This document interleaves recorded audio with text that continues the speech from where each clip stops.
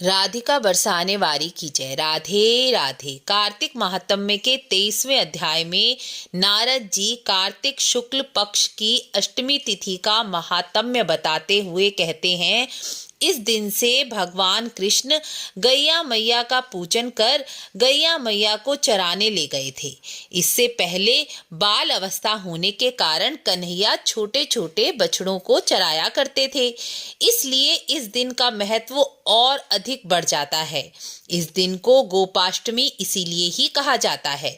इस दिन भगवान ने गाय का पूजन कर गोचारण के लिए भगवान भी गो की तरह चरणों में कुछ नहीं पहनते थे। एक समय यशोदा जी पूछती हैं कि कन्हैया, तुम पैरों में पादुका क्यों नहीं पहनते? इस पर कन्हैया कहते हैं, मैया, गैया मैया हमारी हैं और गैया मैया जब नंगे पैर चलती हैं तो मैं उसी का बालक हूँ, तो मैं पादुका क्यों पहनूं? भगवान कृष्ण गाय को अपना इष्ट कहते हैं और इस दिन गाय का पूजन और गोचारण करके उन्होंने गाय के महत्व को बताया है। सनातन धर्म का आधार हमारी गाय माता ही है। 33 कोटि देवता गाय माता में निवास करते हैं। शास्त्रों के अनुसार जो मनुष्य जप तप व्रत दान कुछ भी नहीं करते लेकिन गौ माता की सेवा पूजा करते रहते हैं, दिन रात उसी में लगे रहते हैं, वह सभी प्रकार के तीर्थ पूजन दान व्रत का फल पा लेते हैं, क्योंकि गाय की सेवा करके वह 33 कोटि देवता की सेवा स्वतः ही कर लेते हैं। हमारे शास्त्रों में गाय की सेवा का बहुत बहुत महत्व बताया गया है। गो सेवा करने वाले गृहस्थी मनुष्य के घर में लक्ष्मी की कृपा सदैव बरसती रहती है। गोपाष्टमी के दिन गाय का पूजन करके उन्हें गर्म वस्त्र ओढ़ाना चाहिए, क्योंकि आगे ठंड आने वाली होती है और यह वस्त्र गाय माता को ठंड से रक्षा हेतु काम आता है। गाय को इस दिन गुड़ खिलाया जाता है। इस प्रकार गाय की रक्षा के लिए उनकी सेवा पूजा करने से भगवान हमारी भी रक्षा करते हैं। गाय सनातन धर्म का आधार है। मनुस्मृति के अनुसार पुराणों में यह कहा गया है, धर्मो रक्षति रक्षितः, अर्थात जब मनुष्य अपने धर्म की रक्षा करता है तो संकट के समय में वह धर्म भी मनुष्य की रक्षा करता है। गाय को इस दिन गुड़ गेहूं खिलाने से सूर्य की पीड़ा शांत हो जाती है और सूर्य शुभ होकर यश कीर्ति प्रदान करते हैं। गाय को दूध चावल खिलाने से चंद्रमा, लाल मसूर और गुड़ खिलाने से मंगल, पालक खिलाने से बुध और गुड़ चने की दाल खिलाने से बृहस्पति, सफेद ज्वार खिलाने से शुक्र और सरसों के बीज या खली या काले चने खिलाने से शनि की पीड़ा शांत हो जाती है। गाय को सतनाजा खिलाने से राहु केतु की पीड़ा और नवग्रह की पीड़ा भी शांत हो जाती है।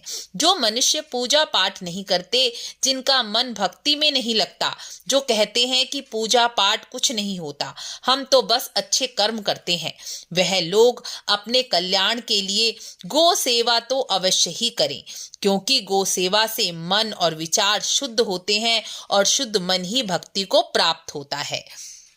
आगे 24वें अध्याय में नारद जी आंवला नवमी का महत्व बताते हैं। नारद जी कहते हैं, आंवला नवमी के दिन आंवला वृक्ष की पूजा की जाती है, क्योंकि आंवले में साक्षात नारायण वास करते हैं। यह आदि वृक्ष कहलाता है। जब पृथ्वी पर कोई वनस्पति नहीं थी, तब नारायण के पसीने से आंवले की उत्पत्ति हुई थी। इसलिए आंवला नवमी के दिन आंवला वृक्ष का पूजन करना, आंवले का दान करना, आंवला वृक्ष के नीचे भोजन करने का बहुत महत्व बताया गया है। आंवला वृक्ष के नीचे पूजन करने से घर में सुख समृद्धि की वृद्धि होती है, माँ लक्ष्मी प्रसन्न होती हैं। आंवला दान करने से स्वर्ण दान का फल प्राप्त होता है और आंवला वृक्ष के नीचे भोजन करने से व्यक्ति दीर्घायु और निरोगी होता है, क्योंकि इस दिन माँ लक्ष्मी ने स्वयं नारायण के लिए इस वृक्ष के नीचे भोजन बनाया था। आंवला वृक्ष की पूजा सेवा से लक्ष्मी नारायण दोनों ही शीघ्र ही प्रसन्न हो जाते हैं। इस दिन परिक्रमा का भी बहुत महत्व है।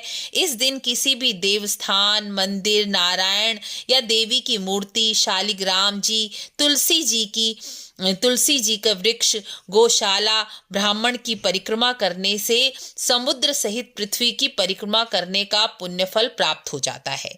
परिक्रमा कितनी करनी चाहिए, इस बारे में नारद जी कहते हैं, देवी की 1 परिक्रमा, सूर्य की 7 परिक्रमा, अग्नि की 7 परिक्रमा, गणेश जी की 3 परिक्रमा और शिवजी जी की आधी परिक्रमा, पितरों की 3 परिक्रमा, विष्णु जी की 4 परिक्रमा करनी चाहिए। देव वृक्ष, मंदिर, गौशाला की 7, 11, 21, 51, 108 जितनी सामर्थ हो उतनी परिक्रमा कर सकते हैं। इस प्रकार कार्तिक महात्म्य में 23वां और 24वां अध्याय पूर्ण हुआ। वीडियो को लाइक शेयर अवश्य करें। राधे राधे।